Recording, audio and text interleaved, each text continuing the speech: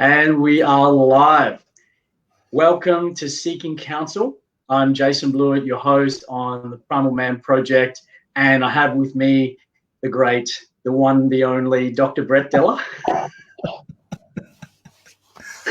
How are you, my brother? Oh, really good, man. Really good. I realize I've actually not seen your face enough. I've just got to get into a habit of just FaceTiming your ass, man, because I miss you. I miss your smiling face. Yeah, thanks, brother. So, ladies and gentlemen, welcome to the program. Really, really glad to have you dropping in. We've already got about 5 viewers so far. They must be your audience, Brett. They're super keen to hear what you have to say. My audience is generally a little bit more chilled. They drop in. It's a few minutes later, it sort of starts to dribble in. So look, thank you everyone for joining us. I'm going to have an amazing conversation tonight with Dr. Brett, as he's known on his socials. And it's going to be a really interesting chat. So I'm going to throw it over to you, Brett, to introduce yourself and give us the 30-second elevator pitch on who you are and what you're up to in life. And then we'll dive into some of the really juicy topics we have lined up. Thanks, Jay. Yes, I'm a chiropractor by trade, and I've been working in that industry, including study, for about 17 years. Happily married, beautiful wife, lovely queen, as we call our lovely, beautiful brides. And we've been on a journey, and we've always talked about having this adventure. And I was a depression sufferer for 30 years. And the last couple of years, I've had a massive learning curve. As you know, you've spent a lot of that time on that journey with me. And yes. I'm in that place now where I get to share my story and hopefully help and inspire others, so they realise that you don't have to suffer when it comes to that mental health, wellness sort of stuff that we as men a lot of times struggle with. Yeah, beautiful, man. Can you just jump up a little so we can see your shirt? Oh, there you go. Yeah, momentum. That's unreal. So for those who may not have read the bio, Brett's movement supporting men is momentum. And I love what you've done with your brand. I love your logo and symbolism in that. And I love everything that it is that it says. Give us your version of what momentum is about. For me, it's about men shifting their momentum in a positive direction, making a change. So if they're stuck in a rut, stuck in that dark hole, then they have to shift their momentum into a positive direction so they can actually have the life that they're meant to have and live that life that they deserve to have. That's beautiful. And when you started your personal growth journey, what was it that actually shifted gears for you? What was it that made you decide that something needed to change? It was a number of things. Yeah, sorry, there's a number of things, Jay. It was, I'd struggled with depression for 30 years. It was one of those things I fought against my whole life. I pretended, like a lot of men, that I was okay and I could get through it by myself. I saw counsellors and psychologists over the years, and they helped to a certain point, but it never really cleared the issue. And I read a book called The Compound Effect by Darren Hardy. And in that, it basically said, if you do a little bit every day, you won't notice the difference now, but in 2.5 years' time or 31 months, you'll see a massive difference. So for me, I went, I'm starting to look at my future in regards to post-chiropractic as my body will start to break down. And I basically just went, okay, I'll start reading self-help books every day. And so my mind shift changed. And that was the first part.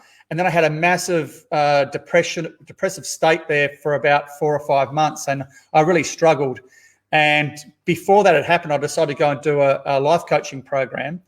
And when I was in there, I got basically called out about my BS, my bullshit, and just said, it's time that you faced up to all your stuff and deal with it, and it's time. And when that happened, and you know the man who did it, the beautiful Bruce Bell, he just said, "Are you sick of living like this?" And I went, "Yep." He said, "Are you sick of living in fear and with depression?" "Yep." "Do you think you should do something about it?" "Yep." And he has this beautiful pause, this pregnant pause, and you know what it is. yes, it's time. I went, oh shit. And it was, and it hit me like a truck. And it was like, okay, it's time for me to deal with my stuff. And that was when I went off and did a program just for men for 3.5 days. And you were there with me, as it turns out, which is where we first met. And it changed my life instantly. I was with you at the pivotal moment in that workshop when you stepped up and did one of the most courageous things that I've ever seen, actually physically witness anybody do. And that was the moment that, if you don't mind me sharing, where you shared for the first time about the abuse that you suffered as a child. Yeah, I had shared it with people before in a different level, but openly in that sort of forum, my God, it was the scariest day of my life, the scariest moment of my life, but also the most powerful and most life-changing. It was two ends of a scale, basically. And it was I mean, you saw how powerful it was. It just, like I said, it changed my life. Take us back to that moment when you first decided something wasn't working in your life. So prior to the experience that you're talking about, prior to, the work that you started to do around self-help and psychologists, what was the turning point when you realized this isn't working? I think it built up over a period of time, but when I went through that 4-month period and it just wasn't, I was going through the same cycle over and over and over again. It was like I'd be okay, and that was my catch crawl. If anyone ever asked me how I was, I'm okay. Where it was just, I'd been having a great day or could be having a really terrible day, but I was always, I'm okay. And then I'd be almost in this really bad space, and I'd struggle to get out of bed, struggle to go to work, and I just, it was just a dark space, and it was just the same cycle. And it was basically at the point where, okay, I can't keep living like this. And when Bruce turned around and said, it's time to deal with your shit, like I said, it hit me like a Mack truck. I felt my body literally vibrate, going, okay, it is time. I have to deal with this stuff. And that was the moment where I just went, because what I'd done in the past for the last 30 years, it hadn't worked. Psychologists hadn't worked for me. Counselors hadn't worked for me. Meditation hadn't worked for me. I tried all these different things, but unless I cleared that shit, nothing was going to change. So I had to clear that deep buried issue that I kept ignoring and pretending everything was okay. Wow. How much of that deep buried issue are you happy to share about? I'm happy to share the whole lot, mate. It was, I won't obviously go into specifics with it, but I got abused as a 6-year-old on numerous occasions when I was living in a country town in the southwest WA. A neighbour took advantage of the situation and of me and probably one or two other boys as well that I can think of. And I remember covering up and not telling people, and I think I knew it was wrong, but I look at pictures of little Brett. I call it little Brett when I was 5, 6 years old, and I look back at that and I think, well, because the mind is a funny thing, as you well know, Jay. And when you're that age, you look back at it when you're 20, 30, 40 years old, and you think you've got a 20, 30, 40-year-old brain, whereas in fact you don't. You've got this immature brain, but the brain's very smart. When you're 6 years old, it actually locks it down and puts it in a compartment away until you're ready to deal with it. And so the child abuse, like I said, only happened, a handful of times, but it was enough to make a massive impact on me and affected every aspect of my life. And when I was about 19, 20, things started to bubble up, and then it all started to hit pretty hard in my early 20s. And how did that present? What were the specific ways that impacted your life? Oh, that's a great question. Initially, it was very subtle. It was just like I felt uneasy in myself. I was always, at school in particular, I was always like the person who was probably out there, everyone's friend. I didn't like if anyone didn't like me. If no one didn't like me, I'd be really offended and hurt by it. I was always not massive eccentric, but I was always very, very outgoing. Okay. But then when I'd go into these little depressive states, I'd be really, really withdrawn. And all of a sudden had this Jekyll and Hyde sort of thing going on behind closed doors. So it just started a little bit. And then as you get older, other life events happen, other impacts happen in your life. And all of a sudden, you haven't just you're dealing with your child abuse stuff. All of a sudden, you're dealing with these other things as well. And that's when things really started to take a bit of a turn for the worse for us in my early 20s as a result. And so that contrast that you had, the Jekyll and Hyde that you described, between that social, charismatic, charming, outgoing, guy that wanted to be everybody's friend, between those depressive episodes. So other than that experience and the contrast between those two states, how did what you describe as PTSD turn up in your later life? How did that evolve into something that was really getting in the way of you living a full life?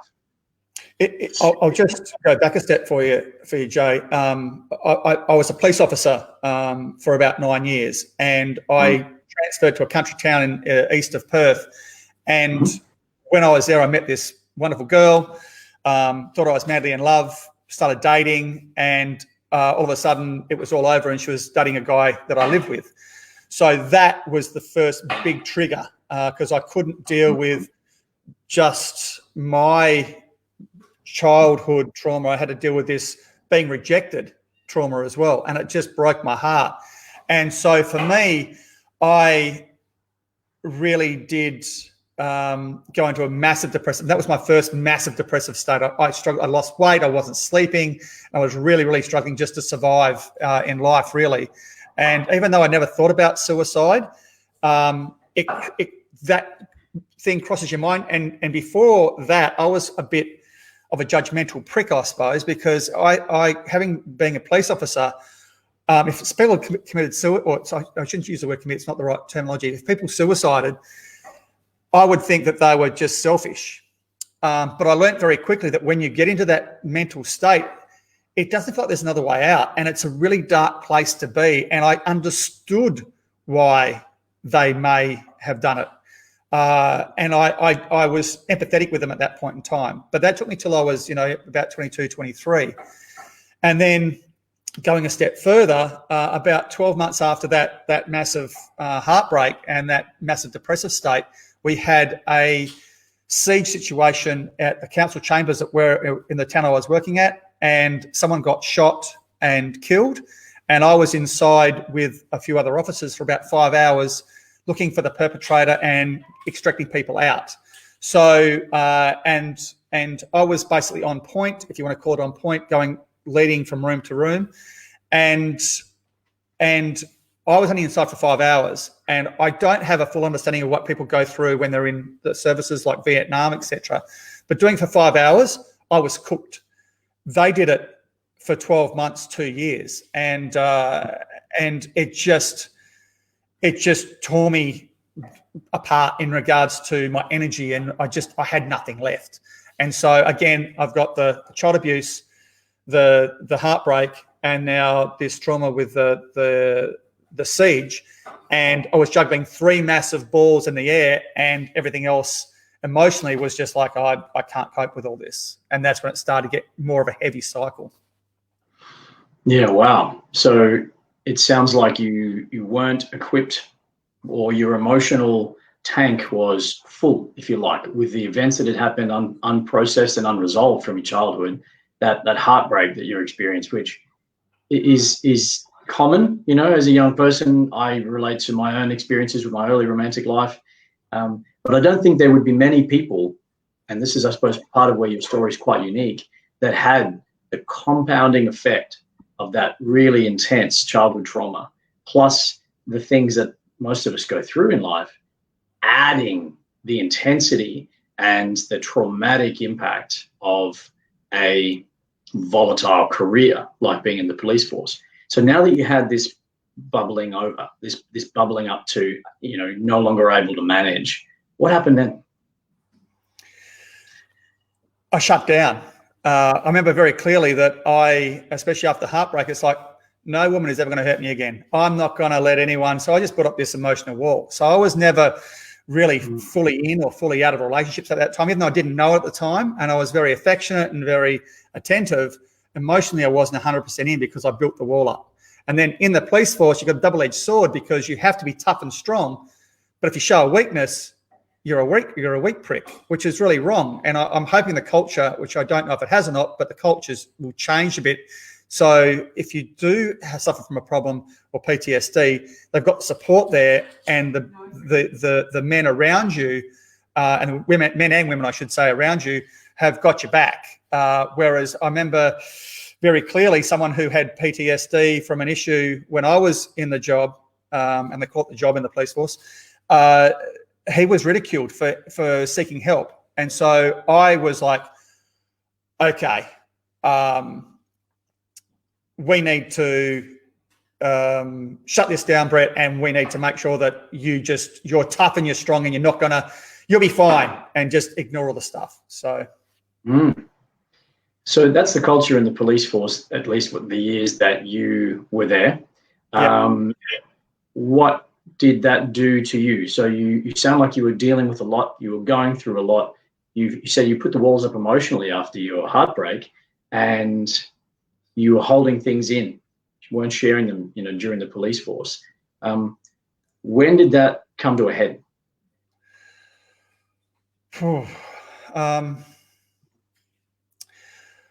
I think that when I was about 28, I was a detective in Perth. I dealt with a case. I'd already been seeking a police counsellor at that particular time, but there was a case where I had to deal with a bloke who had molested 2 children, and when you're doing an interview and a video interview at the time, you have to make sure that you are very friendly with them. You have to almost be their best mates and understand that what's going on. So I had to deal with that, and all I wanted to do, I remember thinking, the whole time I was in that interview, all I want to do was jump across the table and beat the fucking living shit out of this guy, because it was my shit that was coming up, rather than doing my job. I did my job, but I think that was the turning point. And I remember playing football that year, and I couldn't get a kick in a street brawl. I was terrible, and I was always a reasonable sort of player, but that particular year I was horrible. I was playing resis and couldn't get a good kick in resis, and it affected every aspect of my life. And I was living with a guy at the time, a good mate of mine, and Mum and Dad come to visit on the weekend, and they'd come in. I'd go, "Hi everyone, how are you? Great to see you. Okay, let's have lunch." Blah blah. They'd leave. I'd go, and he turned around to me and said, "You've got them all fooled, haven't you?" I said, "What are you talking about?" He said, "They all think you're fine, but you're just full of bullshit. You're just hiding it all the time." And he was right. I'd go to footy, I'd go to work, and I'd have people, and I'd see people socially, and I'd be this up person. And as soon as I stepped away, I had nothing left to give. And it built from there. And I really went through some really heavy depressive states in my late 20s and early 30s. Sounds like you were wearing some pretty well-developed masks. Very much so, yes. Nice segue. Yeah. It feels so much like the times in my life when I've just been hiding, and I've been through trauma of my own, very different, and I'm not going to compare it, but people said to me when I've told my story, "We had no idea that you were going through this stuff. Why didn't you say anything?" Why do you think it is that we do that? Look, the man mask thing is just it's a front. It's a front to let the world know that you're okay. There's a whole concept, I think, through society that men have to be tough and strong and hard and resilient and sometimes violent if it's required. And I'm talking about incidents where you're protecting someone or you're in a field of battle like rugby or football, for example. So you have to have that physical presence. But when it comes to, we're not to show our feelings or cry, and that's just fucking bullshit at the end of the day. It's not, you're hiding yourself. You put these masks on, you hide who you really are, and you're not showing your vulnerability, and you're pretending that you're someone that you're not.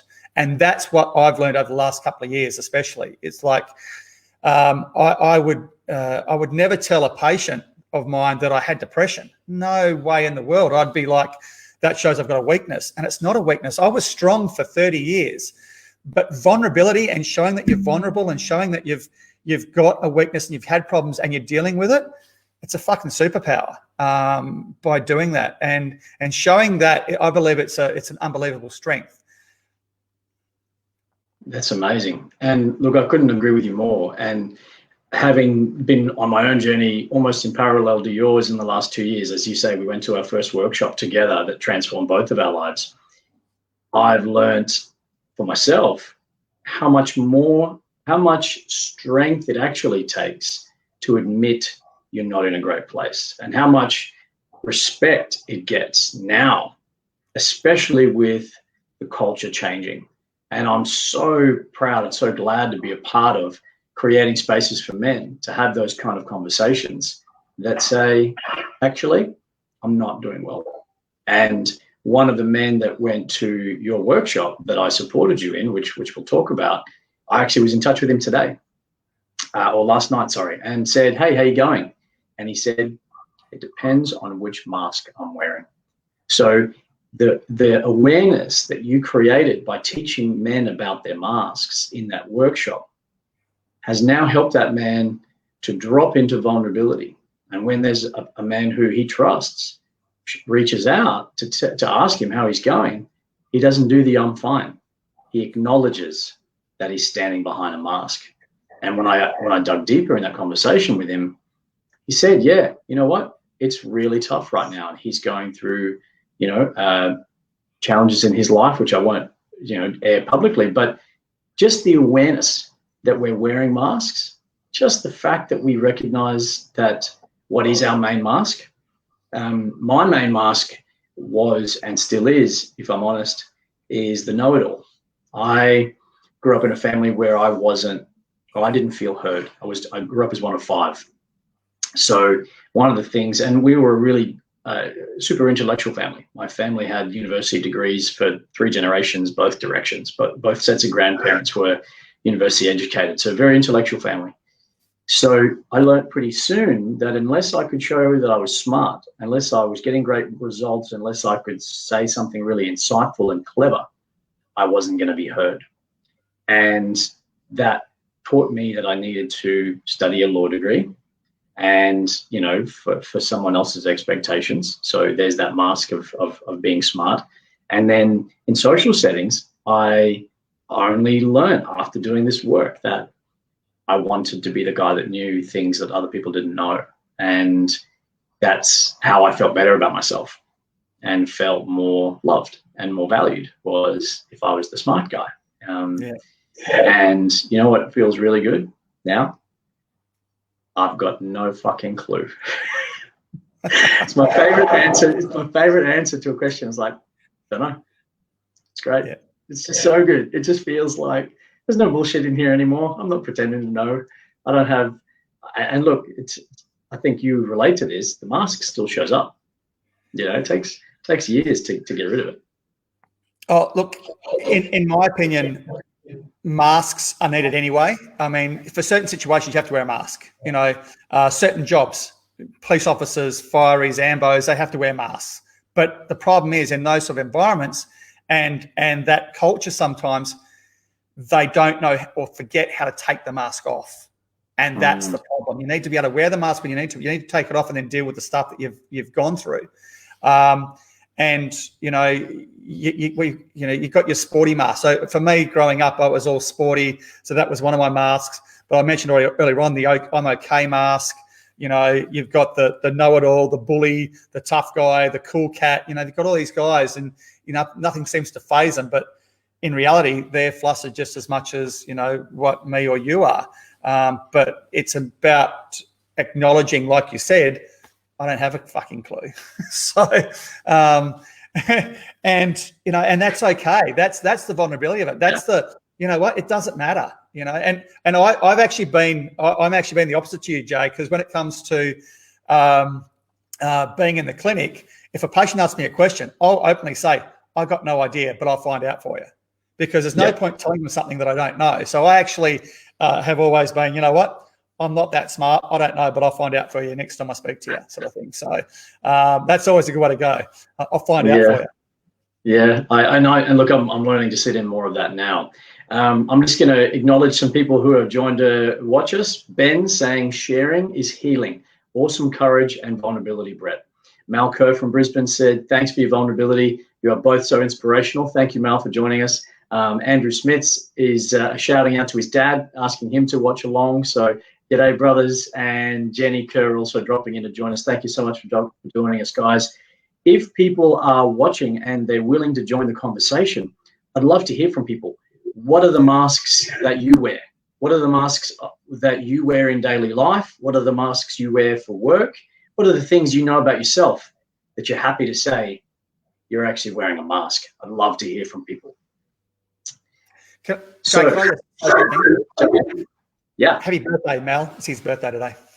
Oh, Mal, happy birthday, brother. That's awesome. Mal, what a good man. Well done, brother. Thank you for you and your queen, Jenny, for joining us. That's great to have. Great to have support from this side of the country. Brother, I want to continue on. It sounds like really, if we follow your journey chronologically, that you were suffering and you were doing it in silence. You know, that there was really a need for you because of your work in the police force and because of really not having maybe the tools, from what it sounds like, to process through the things that happened to you when you were young or the support that you needed. When did it change for you? So I know you moved into the health industry. You stopped policing. Was there a breaking point there? Look, from the police force, you mean?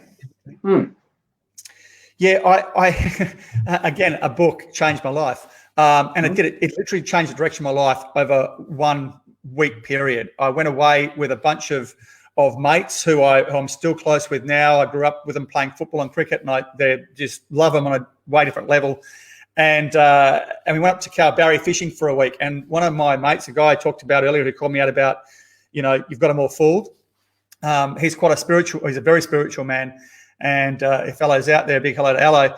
And he gave me this book called The Way of the Peaceful Warrior by Dan Millman. And I read the book, and at the time I was a detective in Perth, and I got back to work on the Monday and I resigned. I didn't know what I was going to do, but that book, it was like, there's more to this world than dealing with the negativity in this society that what I've been doing with for the last 9 years. So I basically went back to work and resigned, gave a month's notice and had no job to go to. So it literally changed like that because I just went, I've had enough. This isn't working for me. I had no answers. You've never told me this story. That's fucking awesome. Yeah.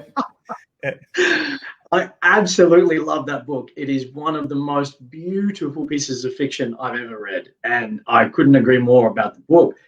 Wow. What happened then? I went and saw my financial advisor and said, I'm thinking about doing this with this and this, and he offered me a job. So I worked in finance for 3 years, and no disrespect to people working in finance, but it's just as negative an industry as what the police force is, I have to say at times. I didn't enjoy it at all. And then I went traveling to Europe for 6 months to find myself and sort my problems out and come back all healed. And all I did was get drunk for 6 months in Europe. So, I came back and I worked odd sods and jobs for a long time. And I'll just follow this story through about where it changed. And I ended up working as a security guard for Chubb Security. And we tell ourselves stories. And I'm sure you've got your own movies playing in your head. Everyone does, about how good we are, how bad we are, how capable we are. And I never considered myself a smart person. I considered myself a person with great common sense who could work problems out, but not smart, especially not book smart. And I end up going for a job as a sales rep for Chubb Security. Perhaps I shouldn't have mentioned Chubb Security, but I was a sales rep for Chubb Security. Anyway, I've mentioned them now. That's where I was working for. And shout out to get Chubb Security. Job, I had to go and do, what was that? Is it a plug? Are they going to get you extra advertising on here now? And anyway, so I had to go off and I had to go and do this full psychological analysis to get a sales rep job. And I remember going in there and they had these, it was in compartments. She had like 10-minute compartments. It was about 5 or 6 of them. I went for an hour, a bit over an hour. And every time the 10 minutes was up, you had to change to this different section. And they were all different aspects of your intelligence.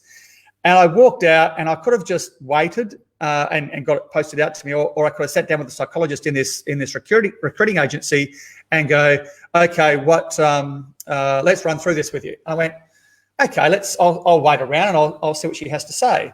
So we sat down and she started looking at these figures and she goes, so Brett, where did you go to university? And I said, I've never been to university. And she goes, but you've been to some university. I said, I've never been to university. And she goes, what study have you done? I said, I spent 6 months at the police academy and a month of detective training. And she said, okay, then why are you becoming a sales rep? I said, well, I've got I'm an ex-police officer. I know about security. I think sales would be great because I'm good with people. Just trying to tell the story that they need to hear. Mm-hmm. And she said, mate, you should be a psychologist or something like that. I'm like, what? And she goes, mate, I don't get marks like this in here very often. These are actually good marks. I'm going, no, you've got the wrong bloke. And she's going, no. She goes, no, honestly, Brett, you have got great marks. I'm going, no, you've got the wrong bloke. And she goes, look, here you go. And she basically put it across the table and she went, you're in the top 2 and 5% for everything. I'm not trying to blow my own horn here. This is my story in regards to what I didn't believe. And she said, you're in the top 2 and 5% for every category. I don't see marks like this ever. You are wasting your time being a sales rep. I'm going, lady, you've got the wrong bloke. That's not me. I'm not good enough to do that sort of stuff. And that's what I believed. And she was very smart. And she said, take that with you. She just slid it across the table. Take that with you. And when you're ready, read it. And I went, wow, okay. So I didn't believe anything she said. I didn't believe that about myself. And then I spent 9 months working for Chubb as a sales rep. I'm not a salesman's bootlace. And I don't know how those guys kept me employed for so long because I was terrible. And I hated the job. I hated going to work every day. And between Christmas and New Year, you get 3 days off. And I was driving to the beach. I decided to go to the beach. Anyway, I'm driving to the beach, but the way to go to the beach was the way I went to work. And the closer I got to the beach, the sicker I felt. I felt physically sick, like I was going to throw up. I got to the satellites where Chubb was. I looked down the road and I went, fucking Chubb. And I drove off, and the further away I got, the better I felt. And I went, oh my God, I'm suffering from anxiety from my work. And I didn't know that I would suffer from anxiety. And I went, okay, I'm going to be 40 with a degree or 40 without a degree. And I went back and I read that thing she gave me. And I went, maybe I'm not as dumb as I think I am. Maybe I should try this. And as it turns out, the stars aligned and here we are. So you got into chiropractic from there? Yeah. Yep. Within 18 months, 2 years, I was doing chiropractic work. Wow. And you've been healing people ever since. Yes. It's funny how it worked. And a friend of ours, Mr. MM, he said to me during my coaching program, he said, look at you. You were abused as a child, so what did you do as a profession? You chose to be a police officer to protect people. And then your next profession was to heal people. I still get emotional when I think about that, actually. Yeah. I remember seeing the tattoo on your back that shows you splitting the skin and revealing the spine underneath. I remember thinking, holy fuck, this guy's got a lot of commitment to his profession, like really willing to adorn his body with the passion of the belief in the healing around your spine. That was to me, that was a moment that I hadn't met somebody like that before. And I remember spending time with you at the workshop. So Real Man, I think it was Real Man 2, where you and I roomed together. And you had shared your essential oils, and you shared stories of the work that you do in India and the chiropractic care that you give, volunteering and supporting people overseas. But wow, this is a guy who has his shit really sorted. He's really contributing to the world, is really making a difference and adding value. And that was actually quite early on in your journey. You'd only just come out as somebody who had been abused. You'd only really just turned a corner on dealing with your shit, as you say, as you call it. What was it that drew? Tell me about the work that you do in India, because I forget the story and I forget the organization. I'd love to give it a bit of promoting here. I'll just say, you said that I had my shit together. That's all perception. That was your perception. It wasn't mine. That's not what I felt. So, but when I was a student, and I think I was in second year, I approached the head of the school, and I was a mature age student. I didn't start uni until I was 35. And I said to the head of the school, Stephen Pallister at the time, it's like, any chance that we can do like an overseas trip where we can go and help people who are less fortunate than ourselves? And he said, yeah, that's great. Go organise it. I went, what? Me? And so it was from there, it evolved. It took us 2 years to sort of get it going. But we ended up spending 2 weeks in a little place called Siliguri in just 600 k's north of Calcutta. And it's a very, a lot of people in there living in poverty.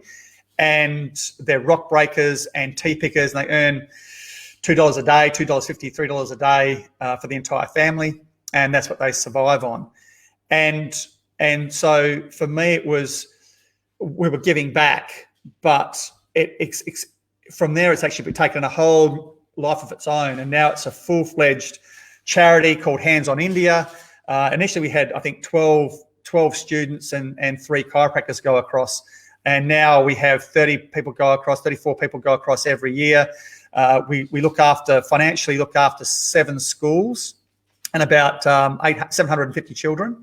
And we also look after about 3,200 women in women empowerment groups, which is basically to do with teaching them how to become self-sufficient about money, about business, and they get these little, it's like little microeconomies is what it is.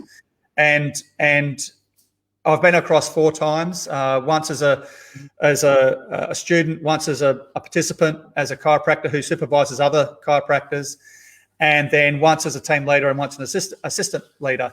And the last time I went, I remember I mentioned before I had that 4-month bout of depression. I rocked over there in this depression, and within 2 days it had all gone, because you got to spend time with these beautiful people who just have nothing, and that support we give them, and that the chiropractic is just a small part of it, but that's the only, basically the first aid and the chiropractic care that we give them is the only medical attention that a lot of them receive.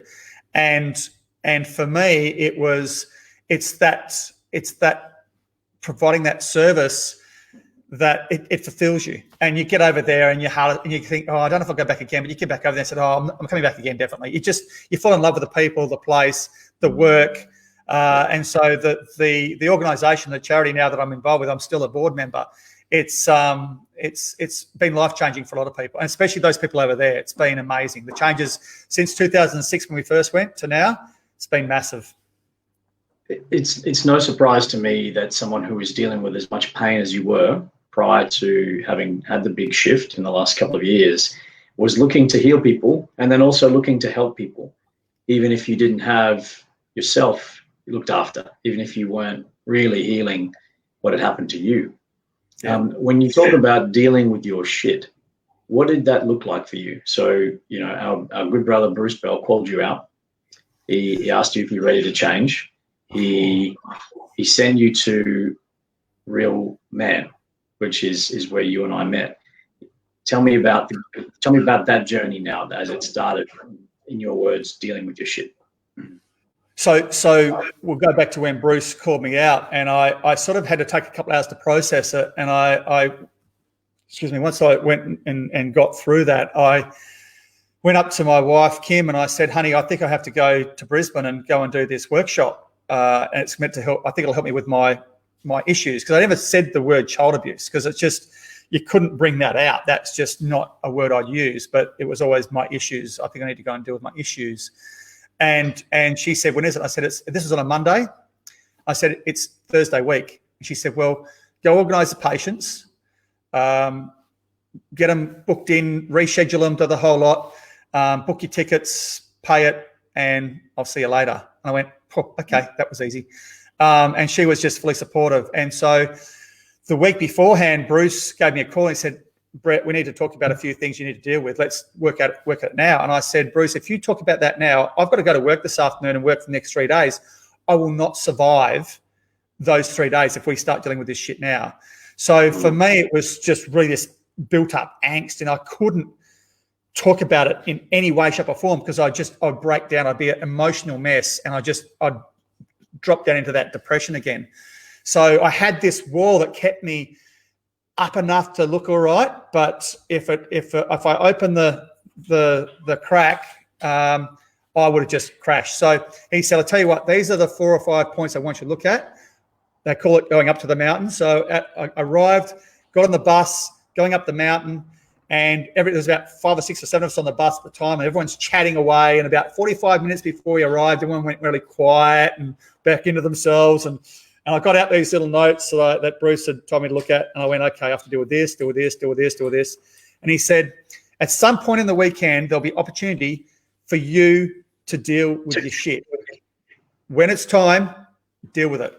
And I went, okay. And I think I'd already made my mind up because I was going up there anyway to deal with it. I think I made my mind up that I was going to go first. That was it. And a good friend of ours, Matt, who was rooming with me on the first time, I'd never met Matt before, and he tells this beautiful story. He goes, the first few days we were told when we first arrived, there'll be a few what the fuck moments.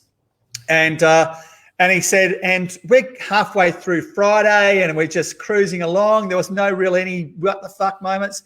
He said, and all of a sudden Murray started talking, and he said, and all of a sudden I heard crying. And he said, I looked across, and he goes, and you were crying, Brett. He goes, that was my first what the fuck moment.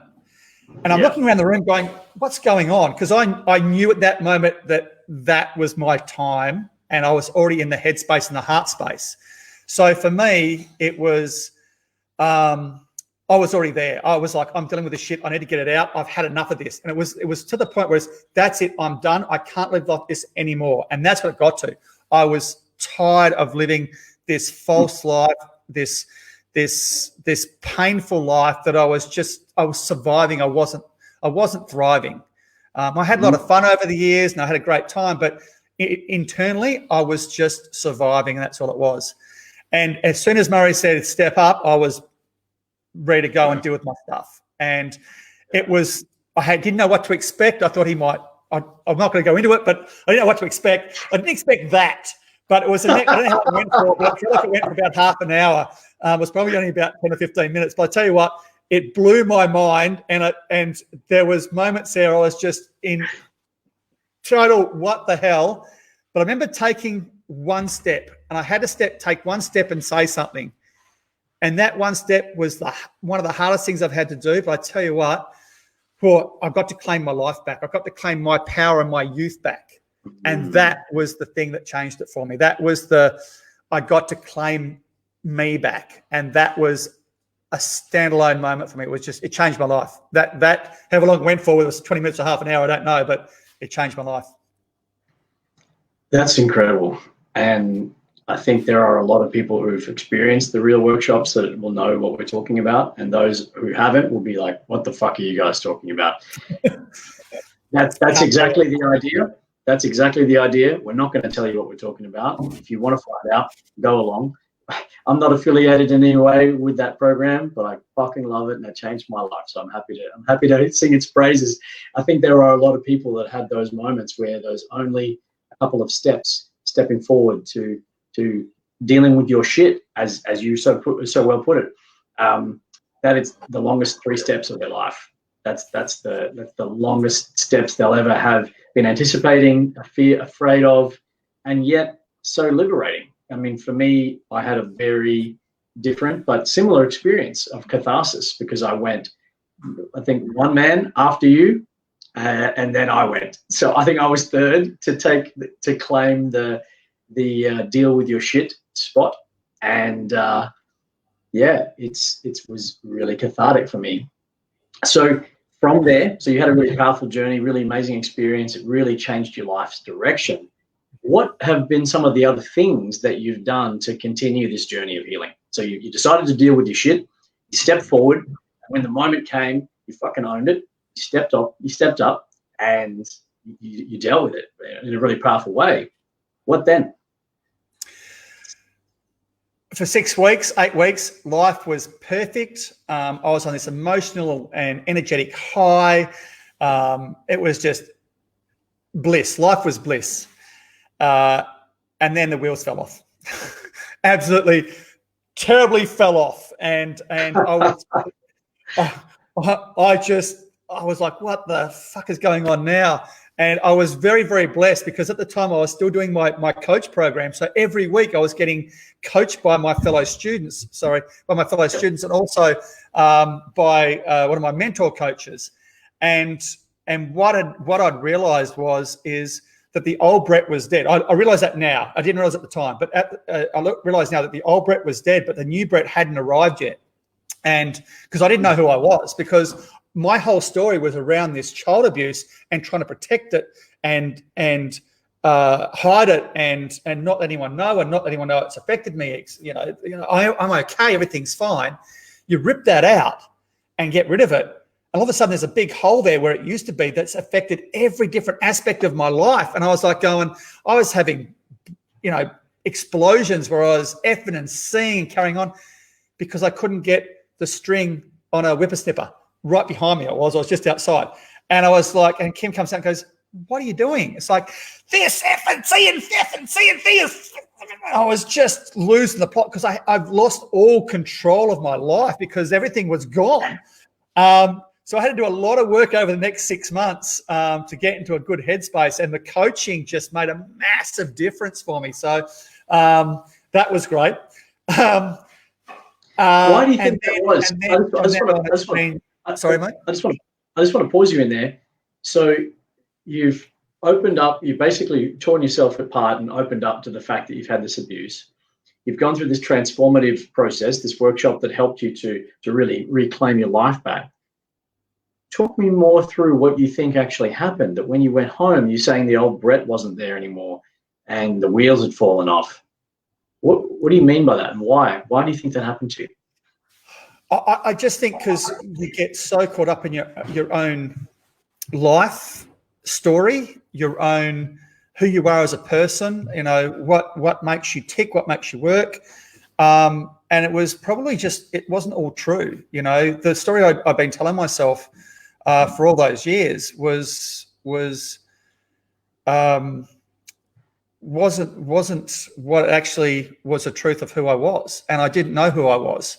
And so I was getting frustrated over the smallest things and angry about different stuff. And I couldn't understand why I was going through this emotional turmoil. And it's because I didn't know that I didn't know. If I could just go to a point for a minute, Jay, and I remember, you'll remember this very well. We went through another process at Real. The following day, I went through my big one I just mentioned. And the whole time I went through this process, I was laying next to you, as it turns out. And all of a sudden, halfway through this process, this complete rage came out of my body. And I was furious with rage. And it came pouring out of me. And the whole time, all I could hear was you laughing the whole time. You're going through this euphoric laughter the whole time. I'm just raging out and you're just giggling away at life and thinking life is fantastic. But about 10 minutes after that, I started bawling my eyes out, and because I've got this vision of Kim, and it had like a blue hue, the old Doris Day haze around her, and I got no idea what that meant. But I felt this pure love, and it wasn't just a pure love for Kim. For the first time in my life, I felt this pure love for me, and that rocked me because I'd never felt that for myself before. Because I didn't particularly like myself very much. I was full of shame and embarrassment and guilt for all those years. That was my story. That's what I carried around. And so all of a sudden I've got that torn out and this pure love for myself coming. It's like, what the fuck is that? And then, like I said, that euphoric period for 6 or 8 weeks, and everything didn't make sense anymore. So I hope that sort of answers the question. Even if it doesn't, it's a fucking great story. I remember the process that you're talking about, and yeah, the first part of my process was also filled with a lot of rage. And what was beautiful about some of the things that we did in that workshop is that it allowed that. And there are very few places in life where that rage can be released. And I think it's a part of who we are as men. We have this incredible hormone called testosterone that drives so much of our passion and our fire and our intensity and our strength and all the wonderful attributes of masculinity. And I believe that a lot of that masculinity now is being suppressed because men aren't allowed to do anything that might be construed as being scary or abusive or angry. And it's really true. It's really important that we don't place any of that in unconscious places. We don't act out of that rage and frustration at our partners, at our family, at our children, at the dudes at the light. Someone cuts you off in traffic.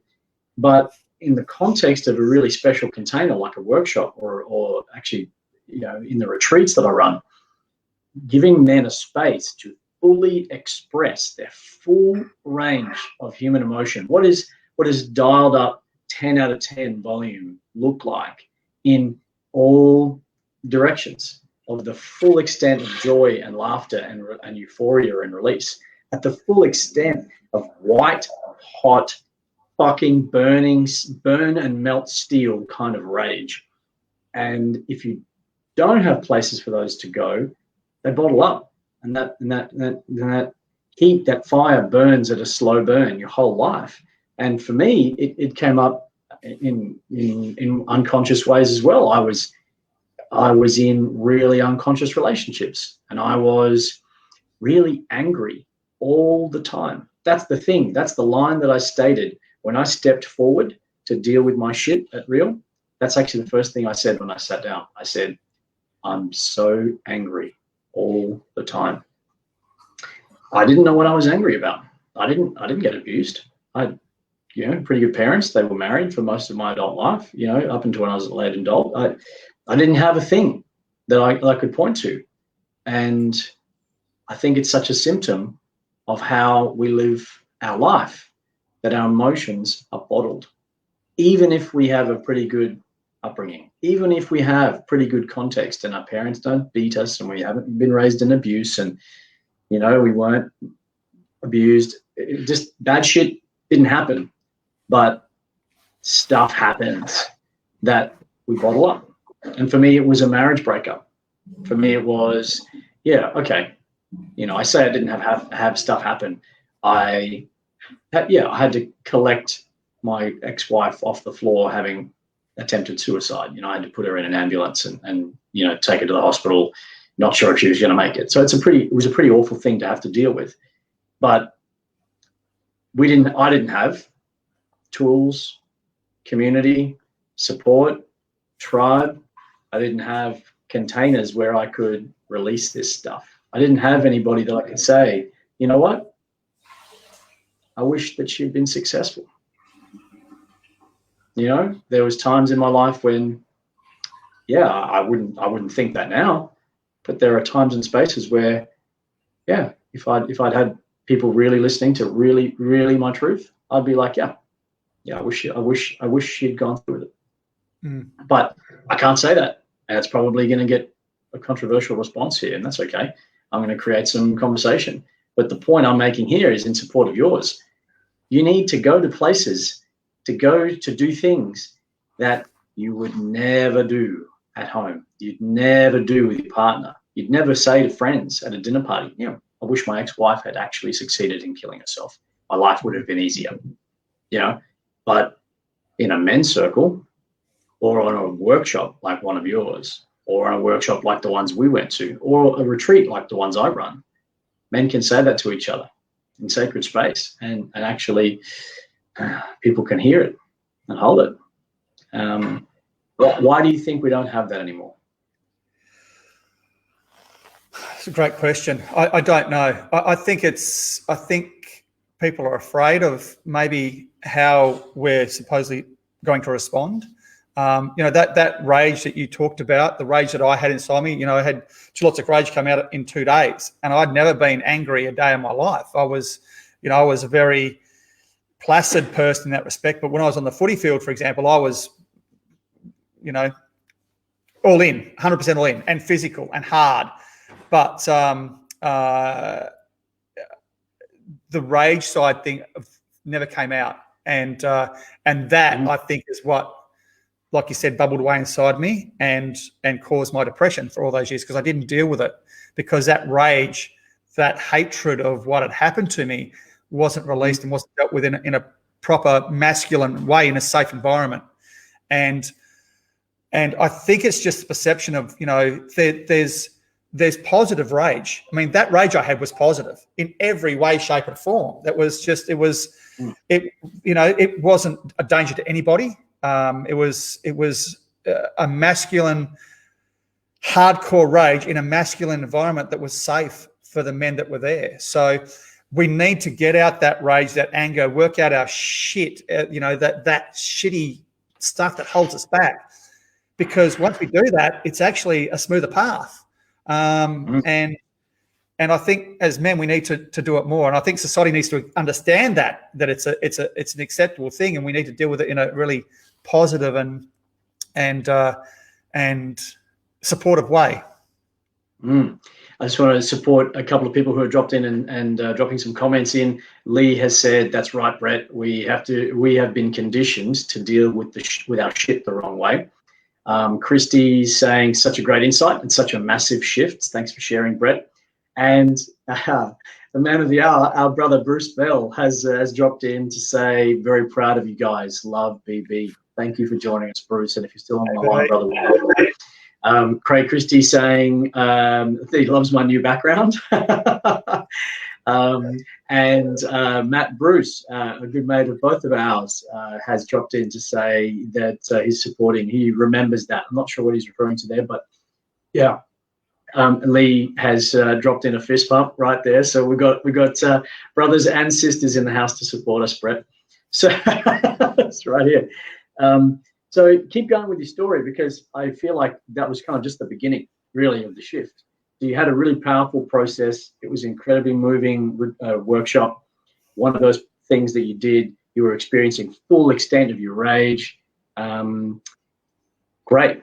So you've done the workshop. You come home. Shit's gone wobbly. You've had the carpet pulled out from under you, in an emotional sense. It sounds like, if I can speculate, it sounds like the identity was gone. It sounds like the mask that you wore in front, you've pulled it off, and it's like the lobster that is peels off the shell and has to go and hide in a cave somewhere and grow a new one.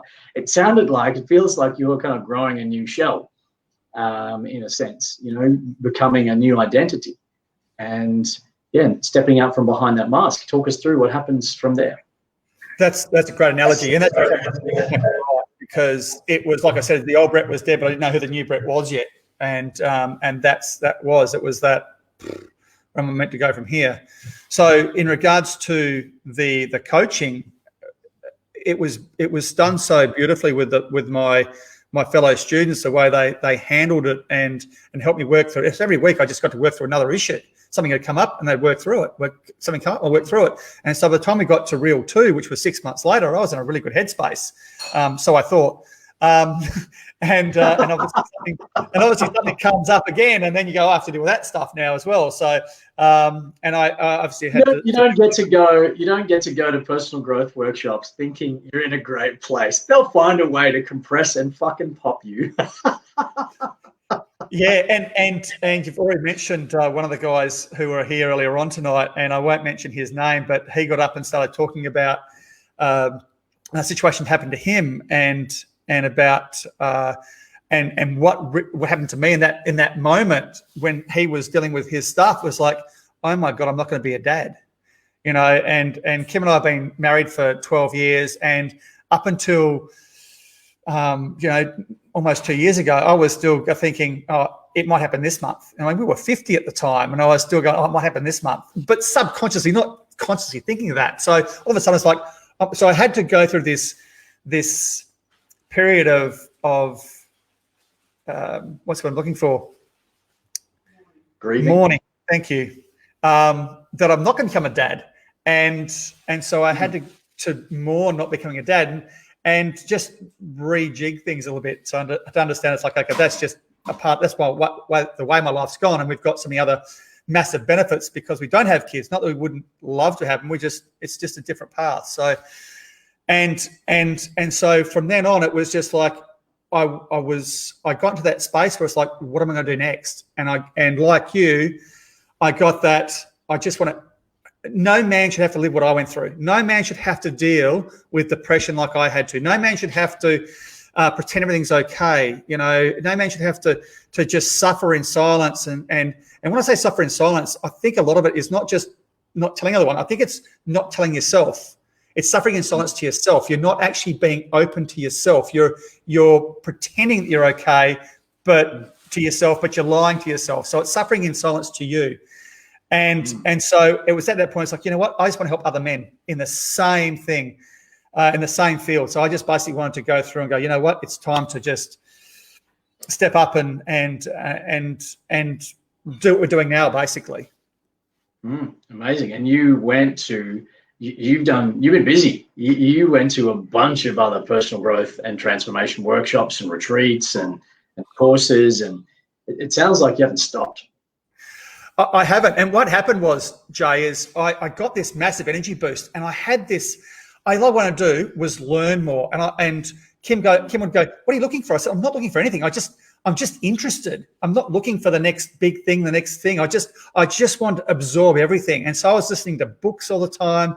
I was doing online courses. I went to workshop after workshop just to learn how to do things in a different way, to find my own groove, I suppose. And along the way, I learned more about myself. And the more I did, the better it got. But then I had to go through and figure out how to maintain my stuff. And that's when it's been another bit of a flowing journey, I suppose you want to call it, since then. And I'm really getting into my groove now, where I'm really loving what I do with some of that other work. So, and it's just, and I want to pass that on to people as well. I couldn't agree with you more. One of the challenges I had coming out of these really big transformational events is you come out and you're like, all right, I'm good to go. Let's go. Fix my problems. I fixed my problems. Now, what am I going to do? And then you're looking around and like, hey guys, hey, and you just, it's crickets. It's just crickets. You know, you're like, oh fuck, okay. I think I'm gonna have to do something. Stay on the path. Like, you're like, shit, 6 months before the next course. What am I gonna do? This is such a great energy. I feel like I'm so alive again. It feels like I'm alive for the first time. I've dealt with my shit. I'm cleaning it up. You know, I've straightened myself out. What now? And yeah, that's when I created men's spaces. So the men's circle was the first thing. So Primal Man Project was born out of beautiful and powerful experiences happening to me in these incredible workshops, and then realizing I needed to maintain. Yeah. I needed to maintain the energy and the connection and the brotherhood and the tribe that sits in behind us or sits around all of us that says, yeah, we won't just see each other once every 6 months when we go to workshops. We won't just see each other every other time we go to those functions. No, this is accountability. This is people who show up in your life often enough that they can see what's going on, that you can't just put on a face and put on a mask again and then only deal with your mask when you go to a big event next time you go. So yeah, I relate to that feeling of trying to get into a place where you've got stuff in your life that is keeping you above that level where you dip below the line, as I'd say, the line being back onto the old path, things that would have been okay in the old version of ourselves. And, you know, they say scratch your own itch. I just made a men's group. I just made a Facebook movement that's built around the fact that I want to share stuff that helps other people. And hey, I was reading books and audio books and podcasts and going to more courses and doing retreats and discovering new practices. And I was like, nobody has all this stuff in one place. No one is sharing all of this stuff. No one's distilling it, putting it into one place to share with other people. No one's, where are the men's circles? Where are the places that I can go to top myself up in between going to those big transformational events that I still am going to keep going to? And yeah, that's when my retreats came about for me. One day, take a man out of the city, take him with a bunch of brothers, go and do some really powerful processes, what's not working in your life, clean your shit up, refresh, and sharpen the proverbial spear. You know, you are all men, as men, we are all warriors chasing after the mammoth, you know, metaphorically. We're all hunting the things we want in life, and the spear doesn't sharpen itself. You got to take yourself out. You got to put yourself out in the mountains, out in the wilderness, and go and do that with a bunch of other men that are really only going to understand. Men are really going to only understand what it's like to be a man, you know. And it sounds kind of chauvinist to say that, but I believe the same is for women as well. And I strongly believe in the work that the women do together. And Beth, my queen, who's watching, I love you dearly. She's got a movement that she's created and had it in the pocket 5 years ago. She created the idea for Mary's Journey. And she's beautifully, she's so much more diligent than me. She's just doing such a great job. The Instagram just looks fucking beautiful. And you look at Primal Man Project Instagram, and it's just a couple of photos and a few videos I've shared, but hers is It's beautiful. Primal, mate. Yeah, mine's Primal. Point is, that thing that we all need, the tribe, she's doing it beautifully to support women in their journey. And, you know, I am doing the things that I wanted to do for myself. I'm just inviting people with me. And we've got the retreat on this Saturday, which I'll talk about later. But all supporting this concept that you brought up around getting into a flow where you're maintaining the energy of the work. How are you doing that now in between? I remember we had a workshop. You had your workshop early in the year. How are you maintaining your flow now? Look, there's two levels for me, Jay. There's one where it's with the men's work, and there's one where it's me maintaining myself, and that's the one that I've probably been focusing on more the last probably 4 or 5 months, especially with COVID, because you know life changed. I was really stressed early on when COVID hit because it's like I was unaware of the unknown. I was concerned of the unknown about what might happen with my business, what might happen with our finances, what might happen with having to have compulsory vaccines. So all that sort of stuff, that really did make an impact on me. And I'd been doing different bits and pieces along the way, and I've had to sort of find what worked for me. And so for me, I've got into a flow now where I have a daily routine, and that really makes a big difference to my maintaining my positive attitude and dealing with shit that comes up. Okay, because we still have stuff that comes up all the time.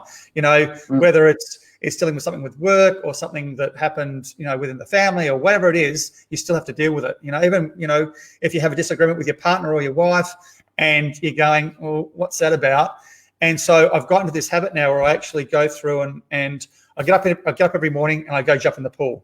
At our place, some mornings it's 3 degrees and the pool's bloody freezing, but I actually get in the pool every morning. I've done it since Easter Sunday, and I just sit in the pool and do breath work. I do box breathing, and if people don't know what box breathing is, it's just breathe in for 5, hold for 5, breathe out for 5, hold for 5, and just continue that circuit on in that box sort of pattern. And if I don't have anything to deal with or any issues, I'll just do gratitude work when I'm doing it. I'm grateful for this beautiful morning. I'm grateful for the wonderful meal Kim cooked me last night. I'm grateful for the patients who come and see me and still trust me and still allow me to look after them.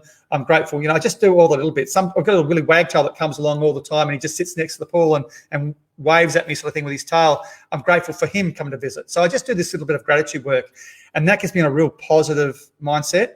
I also ground myself before I get in the pool. I get my feet into the dirt and ground myself, and that really feels powerful to me, getting the energy of the earth and the trees and nature. Because as one of your past talkers, guest speakers mentioned, we are not, nature and us are not separate. We're the same thing. So that really resonated with me. And I was like, yeah, I'm going to make sure I get that energy from this. So I've been using that. But when I have got an issue, what I do is I'll get in the pool, for example, and I'll go, what was the problem? What was underneath that? What am I really feeling? Is it really I'm upset with them or I'm upset with me? And 99 times out of 100, I'm upset with me or my reaction or my response. I have to see it from their perspective. And once I do, I go, okay, what did I learn from this? What am I grateful for? I sit straight back to my gratitude work. And all of a sudden that issue they had, it's gone. And so for me, that's my daily routine. And that works really well, keeping me in a positive mindset. Can I get you to rephrase those or to repeat them for us? So you've talked about what am I upset about? What is that really about? What was the process you followed? You go through that? Okay. So if I'm having some sort of issue I have to deal with, then what happens is I'll go and I'm upset about it. And it's eating me up internally, or playing on my mind. I'll get in the pool. I go, okay. So what am I upset about? This has happened. What am I really upset about? Am I upset about X? Am I upset about Y? And Y is usually me. Okay, is it because I'm not seeing that from the and all I have to do is look from the other person's perspective, usually, and I go, okay, I get that now. I understand why they said that or why they did that or what the situation is. I understand why the situation is the way it is. What did I learn from it? And so once I understand what I've learned from it, I'm then grateful for that. Okay, I'm grateful for a great lesson. And then once I do the grateful work, I do the breath work with the gratefulness with the breath work, or gratitude work, I should say, with the breath work. Cold is also something that I've started to, and I have been using as a tool as well. That's awesome because I know how fucking cold it is at your place because I've been there. So yeah, that's a very cold pool to be getting into every day. What has it done for you, that cold immersion? It was a real challenge for me initially. I would have to walk up to my thighs and do some box breathing, and then I'd walk to my waist and do the same, then do up to my neck. Now I just walk straight in and I take a couple of deep breaths and I'm into my rhythm.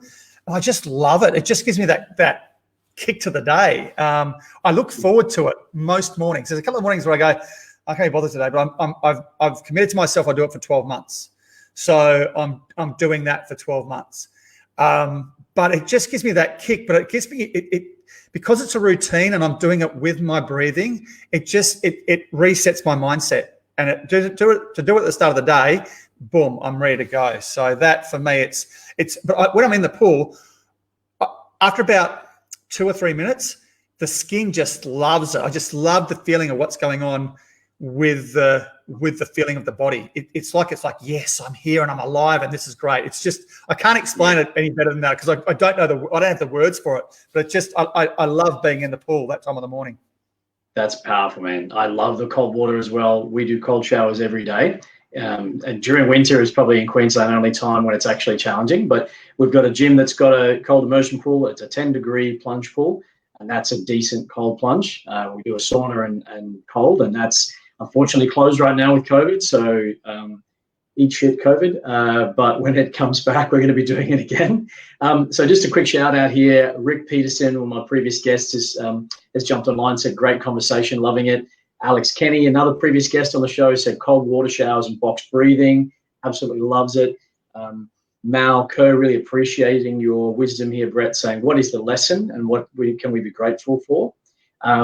Jenny, the comments just dropped off in front of me here, but she's saying basically women have no idea how to sharpen their spear and they'd have no idea how to hunt a mammoth. So I can't comment on that.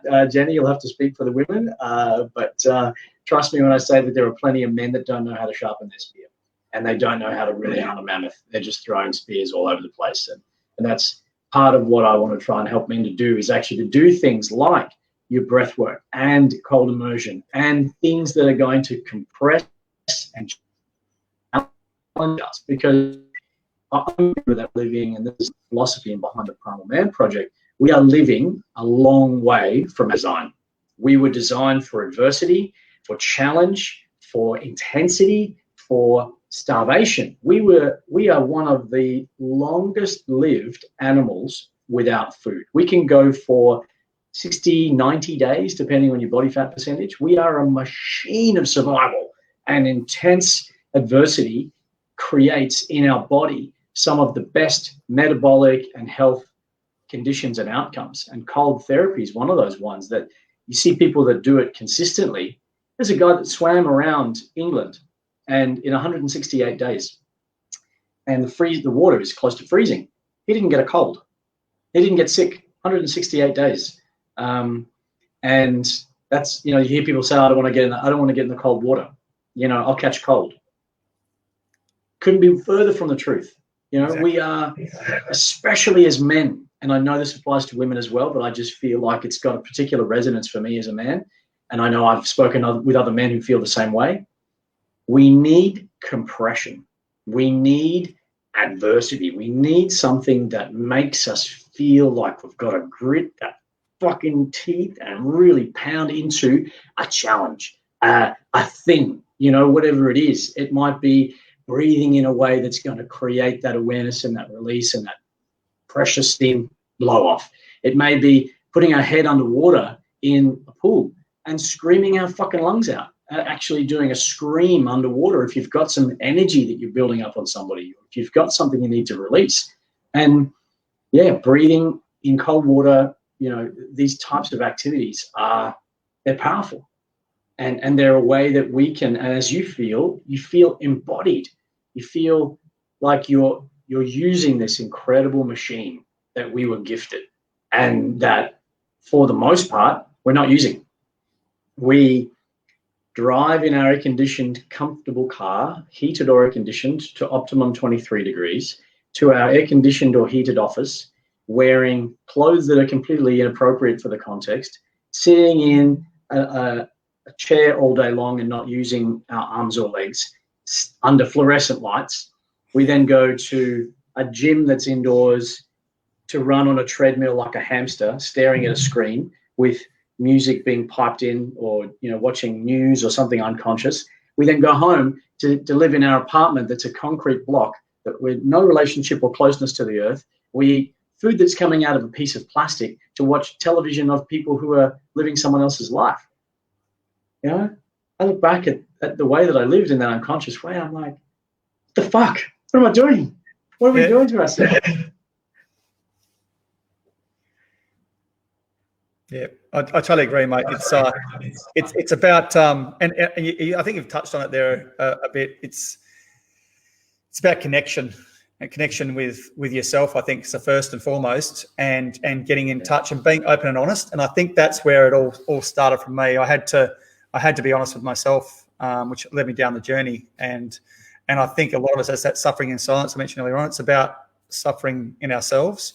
And making that connection, that deep connection with you, but then that leads to deep connection to other people.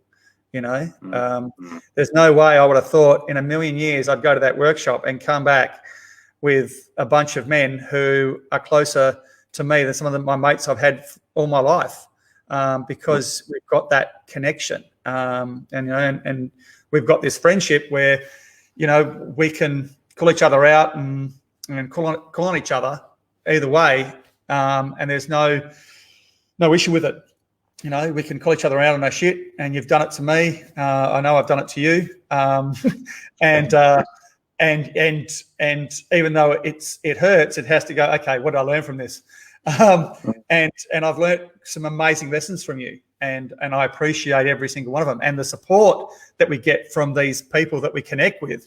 I mean, your support for doing with my workshop, above and beyond the call, mate. It was just, you're my brother and from a different mother, as they say, and I'll be forever appreciative. And the men who did that workshop with us, they don't know how much work you put into that before we even got to the workshop. So let alone what you did on the workshop.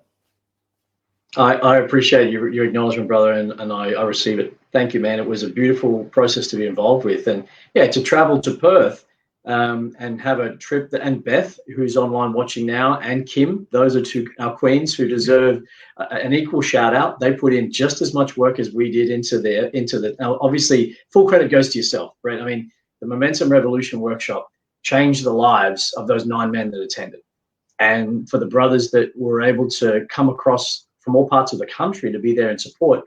We were there because of you. We were there because of the work that we know that you're doing to show up in the world. And we know that your heart is healing others and you're sharing your medicine. And yeah, there's nothing more noble than supporting a brother being shoulder to shoulder while he helps other men to heal. It is a beautiful, and I'm getting goosebumps all up and down my legs just talking about, yeah, that workshop and how much it meant to me to be able to be there to support, because it was also allowing me to share my gifts. And there were parts and processes of that workshop that, I knew that I contributed to in a way that, yeah, you held space for me to be myself and to contribute in a powerful way. And had I not had that beautiful learning opportunity supporting you, I may not have felt as confident to come home into Brisbane and run retreats on my own and convene men's circles and sit at the head of a circle of men, older, wiser, younger, bigger, taller, faster, stronger, richer, poorer. We're all equal in that space. But to hold a container where other men are allowing themselves to be themselves and setting up that framework. I sharpened my sword, if you like. My tools were sharpened under your guidance at your workshop. So yeah, by supporting you, you've supported me. And yeah, it's a beautiful circle. There's a lot of love going around here, my friend. It's beautiful, man. I just want to know when your next one is on, because I'm booking my tickets, brother. And I'll be right next to you, man. It depends on COVID, I suppose, but we're looking at possibly November to have the next one, and I'm looking forward to hopefully getting that up and running. And you asked me before what else I'm doing. I'm still in contact with the men who did the workshop, so that's good. And I do a little bit of, I suppose it's mentoring when it comes to that. And I quite regularly, as a result of the work I do, the videos I put out there, I get contacted by people and asked reasonably regularly to come out and have a chat to men or brothers or sons or whoever it might be, just to see if I can provide some guidance, I suppose, hold space for them, let them see if we can work together on whatever issue they might be having. So I do enjoy that. As we sort of talked, that I've been doing a bit of work on putting a 5-day online challenge together. So that's almost finished now. I actually finished the majority of it yesterday. So I'm actually breathing a sigh of relief. It's been a long few months, but so hopefully the next month or so, that'll be out, and I'll have an online 5-day challenge for people, because it's probably easier in that space with COVID at the moment, because it's hard and we can't go through. I'm not sure if we can. We won't go through the big processes, the ones, but I'll provide, some tools that'll help people deal with it. Like I just mentioned, the stuff that I do, and I go into more detail, but also ask the question, what's not working? That's a big question. And that's when you have to go, I have to be honest with myself. What's not working? What can I do to improve it? Wow. That's powerful. Look forward to getting details of that 5-day course when you do it. And I think you're right, with the likelihood that some of the southern states are now going to go back into, or already have gone back into, to isolation again. People are going to need to be looking to more online resources and more online spaces if they want to stay on the path for personal growth and improving themselves. We as men need to be supporting that. I've got a couple of men that dial in from Victoria for my men's circle, and they consistently tell me it's one of the highlights of their week. And not because of anything unique about what I'm doing, but more just that container, that space for people to share who they are and what they're going through, doesn't exist anymore. We don't have time. And we don't have really big families that live close proximity to each other. We don't know our neighbors. I lived in an apartment, and I say we, I mean me. I lived in an apartment in the city in Brisbane, and I didn't know my next door neighbor who shared a wall to me. I didn't know the person 2 doors up from me. I could have been in a serious situation, a calamity, and I wouldn't have known who it was I was knocking on the door of to help me. And living for months at a time without actually touching my feet on the ground, literally, without my bare skin touching the ground. I was so disconnected, so out of community, out of tribe.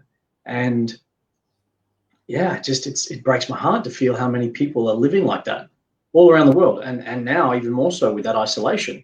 So that's actually when the Primal Man Project started, was in COVID, because of online men's circles. Yep. That is the vehicle that created this movement. And now we have 500 people who have subscribed and liked this page, which is, I know, not a big number, but it's a start. And yeah, it's such a powerful, beautiful thing. We're getting some messages in here from the fam. Marika's asked, Brett, do you have a spiritual side of yourself that you use to get your intuitive answers from? That's a really good question. I think for me, it's just a gut feeling. I think it's just, I don't specifically go looking for a spiritual guide or anything like that. I have a great massage therapist who is very spiritual, and she definitely gets me grounded and gets me sorted with a lot of things. But I learned a lot of this sort of stuff, this gut instinct, that what I call gut instinct for me. I suppose it's a spiritual guide, is when I'm treating my patients, a lot of times I automatically know what to do. And I don't think it's always necessarily the experience. I think it's just because you just know before they even walk in the room, or when they walk in the room, you know that there's an issue with them emotionally. And I will quite regularly have someone will sit down and go, "What's going on?" "Oh, everything's fine." I said, "No, what's going on with you?" And they'll just burst into tears. And wow. So when it comes down to the speaking to men and talking to people about certain issues, it's just a gut feel, and I go with what I think they need or they may require in that moment. Whether it's right or wrong, I don't know, but that's what I go for. And I seem to connect with them in a way that they haven't had connections before, from what I can understand in regards to talking to men. And so for me, I guess that's probably the answer to the question.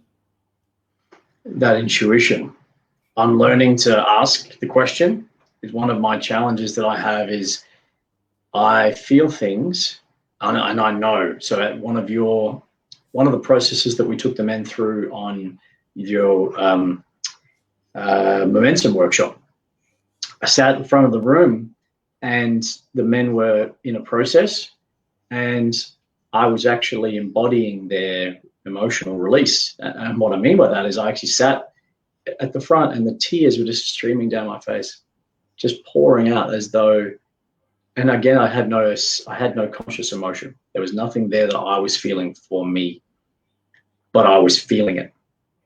And I walked around the room. I remember this was one of the moments when I really started to tune into my gifts, which was a container that was, provided by you. So thank you again for that.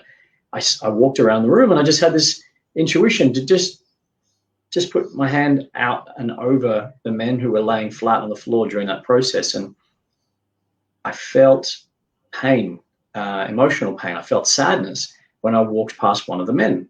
And when we did the debrief of all of the men in the circle, I think there was 9 there. There was only one man that felt sadness, and it was the one that I stopped over when I actually started to emote myself. And I could have told you 3 or 4 years ago to go fuck yourself. If you told me that you were going to get an energy Reiki, Healy, Worthy, blah, blah, blah, blah, blah. I was like, what, you're going to wave a wand over me and you're going to get energy and you're going to heal me? I was so skeptical. I just thought it was garbage. And I thought people will pay to have wands woven over them. It's like, what, that rort of rort?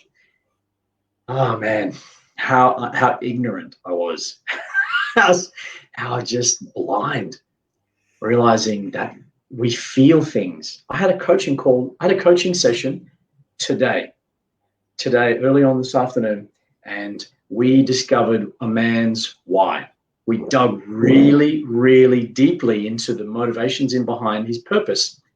And when he got to it, the word that he spoke was like a bomb.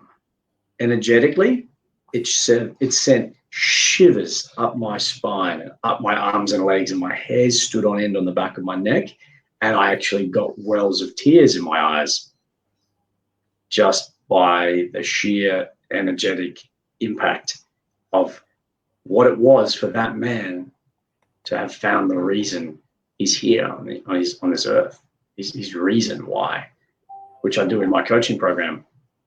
And that, for me, is an example of the intuition you're talking about. So I feel it. I feel it too. Yeah, and that's a beautiful story, and I think it is the energy. You feel the energy of people, and you know, and with the experience that we've had with our life and our life experience, it just flows. I think the energy flows between people, and once you make that connection, it's that heart connection, and all of a sudden, you know, it flows naturally. And I think that's what it is. I think that intuition is that heart connection with someone, and it just opens up and away it goes. Ben has dropped in a note saying, Ben Sexton saying, grateful for the Momentum Revolution workshop. Grateful for the debrief, speaking specifically to me. Marika's saying, you know, the connection. So she's referring to, I think, the intuition that we're talking about here. And I actually think this would be a whole nother segment is for us to talk about energy exchange and connection and intuition. How would you suggest people tap into theirs? That question is probably way beyond me and my scope of understanding. I think people just have to get into that. It's all about empathy. In the end of the day, it's all about empathy. It's about looking in the eye, shutting the fuck up, letting the people talk, and feeling what they're feeling. That's it. And then once you do that and you start feeling what they feel, I think it just opens up, and that's when that connection starts. And that's all it is. It's just empathy. Looking in their eye, being present, put your phones away, turn the TV off, and just talk and let them talk.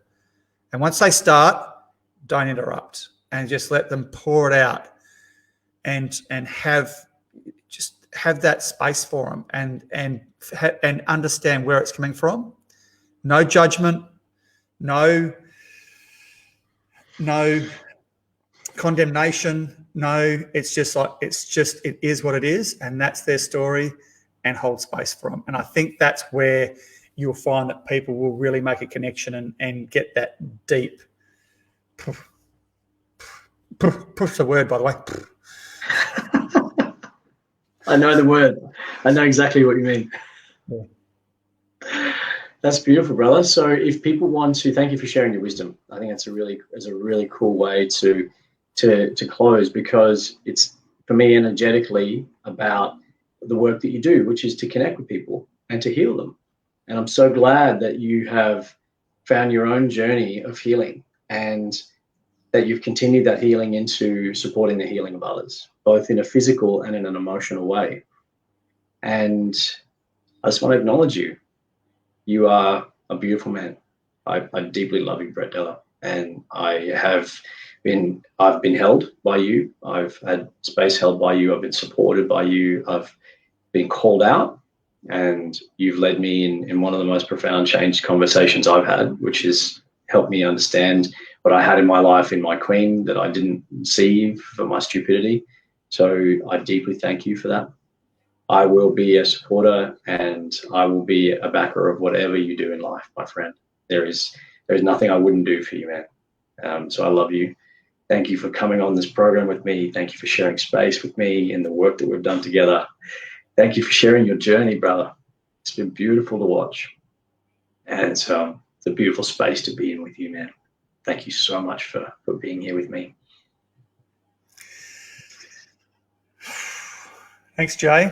Right back at you, brother. You've got a big heart, and I'm just so glad we get to share this journey together. And I like you supporting me. I'll be there 100% of the way for you. And whenever you need, I'm here for you. And you always know that whatever you need, I'm there. So thank you from the bottom of my heart for having me here today. Thanks to all the people who are dropping in and chatting, etc. I appreciate that, mate. And I love it. To me today, it was just us two chatting on the phone like we usually do. So it's been a great night. And I love sharing my story. I love. I mean, you know what it's like when you connect with people and you're helping men in those spaces. It's like you said, goosebumps. I just love that feeling of I'm seeing men change. And there's been some amazing examples from that first workshop that we did together, the Real Man one, but then going to the point where we're running our own workshops and seeing the changes in men's lives. We're passing the baton on, and the more of us out there, the better, because we need as many men out there as we can to make a difference in the world for men. And I'm not doing disrespectful for women, but men need it for men. I couldn't agree more. So if people want to continue to follow your great work and interact with you, where's the best place to find you? Dr. Brett Dellar Facebook page. So there's two. There's Brett Dellar and Dr. Brett Dellar, but Dr. Brett Dellar has all the stuff and the Mentoring Revolution Facebook page as well. And that's getting an upgrade. So hopefully very soon we'll have a proper web page for it and get the full upgrade very, very soon. Awesome. That's phenomenal. And if I can just take a quick second to share what we're up to here in Brisbane with Primal Man Project. We have this Saturday our Sharpen the Spear retreat, which is the second retreat that we'll have been running. There are tickets still available. So if you are a man or you know a man in Brisbane that wants to get out in nature, who wants to have an incredible day with men and wants to really explore himself, really get clear on what's holding him back in life, and really powerfully move forward with a really clear direction. It's an incredible day. The men that have come on the previous retreats have said that their words was the most profound event of their lives. 2 of the men that came, of the 7 that came last time, said it was life-changing for them. So, ladies and gentlemen of our tribe here, please, if you have someone that you know you would like to come, tickets are still available up until tomorrow morning when we close off our RSVPs. We do have spaces to go, so please join us on the Sharpen the Spear retreat. It should be an amazing day. Rain, hail, or shine, it is going to be fucking awesome. I love the first one. It can only get better. So that's what we're up to, Primal Man Project. We also have our in-person men's circle on this Sunday. So men in the Brisbane area, there's fire, there's meat, there's good men, there's just good, clean fun and banter. We have an excellent time whenever we meet in person. Brothers, please come along. It's $14 for just contributing to the barbecue, but we get a lot more out of it than that, and it's a beautiful time to share together. So people in the Brisbane area, please come along or share the links. All of those details are on the Primal Man Project events page, so go and check that out. Otherwise, we're 7 minutes over time. Thank you for holding space, the 14 people that are still online with us, and for everybody that drops in tonight, and for everybody that watches this video. Thank you so much for supporting the work we're doing here on Primal Man Project Seeking Counsel. Thank you so much, Dr. Brett Dellar. You are the man. Thanks, brother. Love you. Thanks for having me. I love you, brother. We'll stick around online. We'll have a quick chat afterwards. But thank you, everybody, for watching. Peace.